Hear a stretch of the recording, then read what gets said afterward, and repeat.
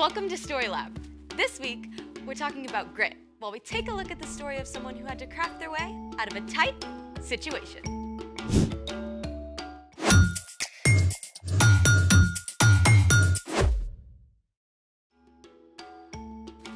Hey, I'm Sebastian. And I'm Skylar. What does grit mean, Skylar? Grit is refusing to give up when life gets hard. I think I deserve a grit award. What for? Yesterday, my little cousin lost her tooth swimming at the Y. I spent half an hour diving for it. I found it for her. That's very gritty. It was at the bottom of the deep end. So weird.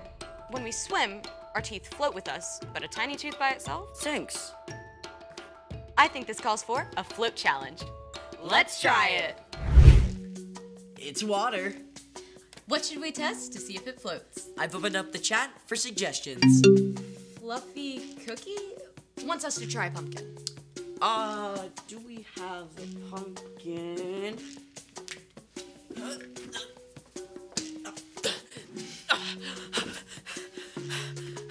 We have a pumpkin. Sink or float? I say sink.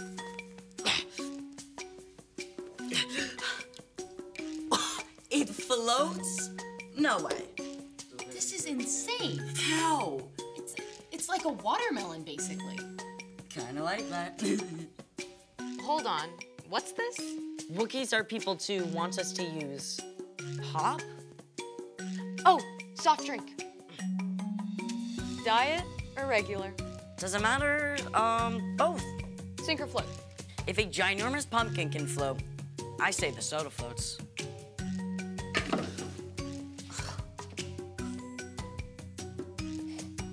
What? Diet floats, regular sinks? They're the same size can with the same amount of liquid. I feel like everything's upside down. Do we have time for more? Speed round. Soap. Soap.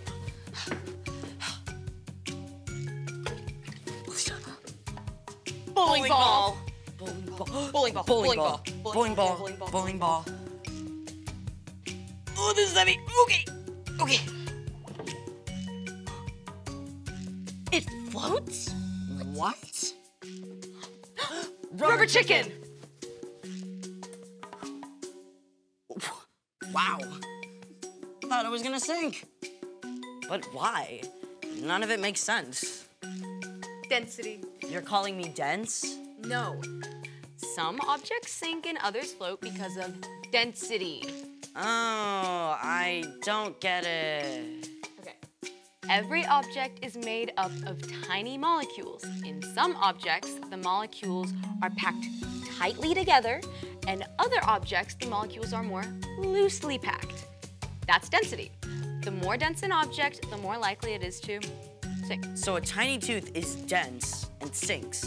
And the sugar in a regular soft drink is dense and makes it sink too. But diet soda is less dense and floats.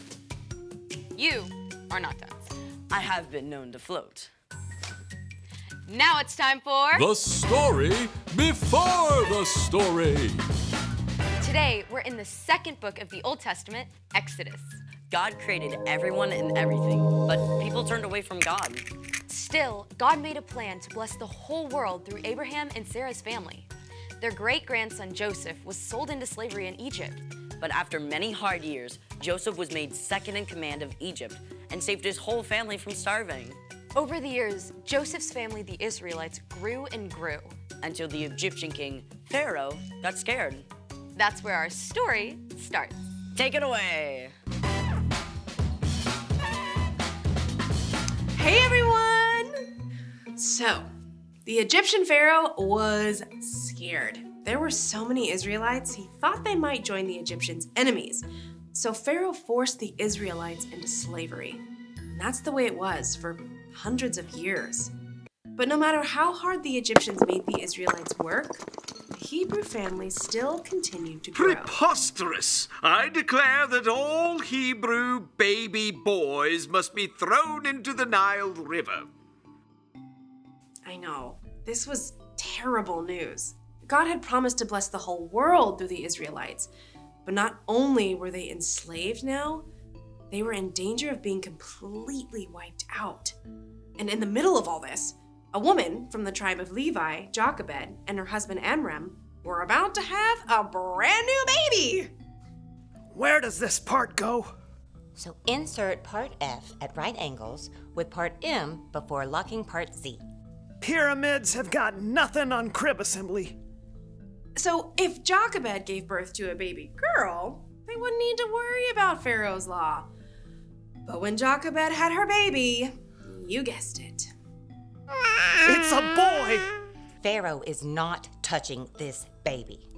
So for 3 months, Jochebed and Amram and their daughter Miriam hid the new baby boy. That. No puppy. Nothing to see here. Hush, little baby, don't say a word. Mom's gonna buy you a mockingbird. They tried, but after 3 months, there was just no way to keep hiding a baby boy with a healthy set of lungs. Jochebed wove a basket out of tall grass and coated it with tar. Give him to me now. But they'll still hear the baby in the basket. Come with me. Jochebed was so determined to save her baby that she made a risky and very creative move, might I add. Are we giving our baby a bath? Nope, we are giving him a chance. Now stay close by and make sure he's safe. So maybe Jochebed figured this was a place no one would come? Or maybe she knew it was the favorite bathing spot of Pharaoh's daughter. Sure enough, Pharaoh's daughter came down to the river to bathe. Bring me that basket at once. I mean, Miriam must have been terrified, right? But she stayed hidden and watched to see what might happen. Poor thing. This must be one of the Hebrew babies. Miriam gathered every ounce of courage she had and ran up to Pharaoh's daughter. Would you like me to get one of the Hebrew women to take care of him for you? Yes, that's a perfect idea. This was the best news! So Miriam ran home as fast as she could and told her mother everything that happened. Then together, they returned to the princess. Take this baby and feed him for me. I'll pay you. I promise. I will treat him like my very own son. And she got paid! Jochebed was able to care for her son at home. And when he grew up, she took him to live at the palace with the Pharaoh's daughter. The princess called him Moses, a word that meant to draw out, because she pulled the baby out of the water. Get it? The end. That's amazing. I mean, there's no way Moses' mom could have known her baby would be safe. Yes, but Amram and Jochebed didn't give up. I mean, they held on. They didn't know what to do, but they got creative, and they took the next step. So what's our part in the story? Well, things in our lives can feel really big and difficult too. Yeah, I got assigned to this group project at school, and I had no idea where to start. I just wanted to quit the whole thing. What happened? Well, I prayed about it and asked for help. And eventually, everyone joined in, and it actually turned out okay. See? Yes! When you aren't sure what to do next, ask God for help. We can also think about how we can follow Jesus during difficult times. We can start by loving God and loving others. Whether it's a friendship in trouble or a fight with your parents, you can hold on. Stay with it. God will be with you, even when things get messy. I think you guys got it. I'll see you next time. Bye. Bye. So here's the thing. Hold on, even when you don't know what to do. That's how grit grows. Sink or float? Sink. Huh, it floats. Thanks for joining us in the Story Lab. We'll see you next time.